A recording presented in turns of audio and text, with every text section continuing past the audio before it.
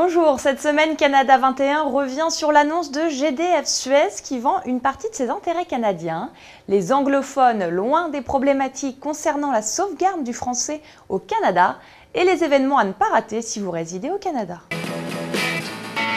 Lundi, GDF Suez a annoncé la vente d'une participation de 60% de son portefeuille canadien d'énergie renouvelable au conglomérat industriel japonais Mitsui & Co et au consortium dirigé par le Canadien Axium Fonfiera.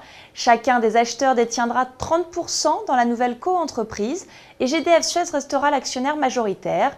Évalué à 1,5 milliard d'euros, soit 2 milliards de dollars canadiens, cette opération va notamment permettre au groupe énergétique français de réduire son endettement d'1 milliard d'euros et porter à 3,9 milliards d'euros son programme d'optimisation d'actifs sur un total de 5 milliards prévu en 2012.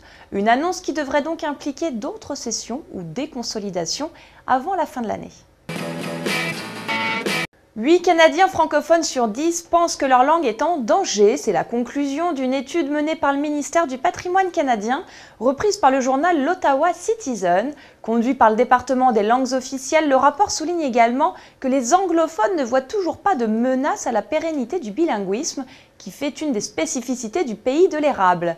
Au contraire, l'enquête effectuée auprès de 1504 Canadiens révèle que les personnes parlant la langue de Shakespeare pensent que le gouvernement est efficace dans la préservation de l'anglais et du français. Globalement, les anglophones sont ainsi moins convaincus que l'apprentissage des deux langues contribue à une meilleure compréhension des Canadiens et les francophones restent les plus passionnés sur le sujet de la défense du bilinguisme. Une différence de perception notable et assez pessimiste qui met en évidence des nuages potentiels à l'horizon pour la paix linguistique et l'unité nationale, toujours selon les résultats de cette enquête.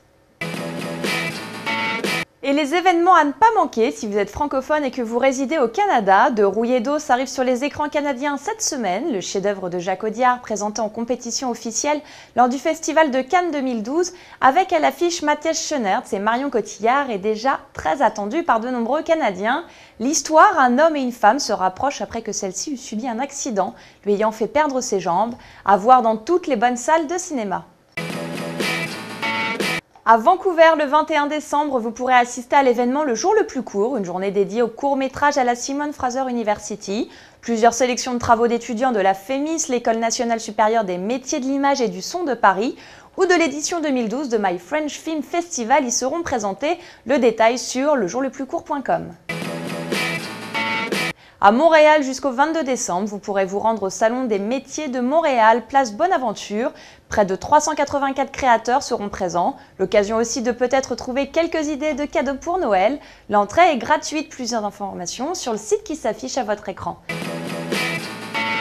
À Toronto, jusqu'au 23 décembre, n'oubliez pas de visiter l'exposition de design Nouvelle Vague, le nouveau paysage domestique français pour découvrir une nouvelle génération d'artistes français au Harbourfront Center.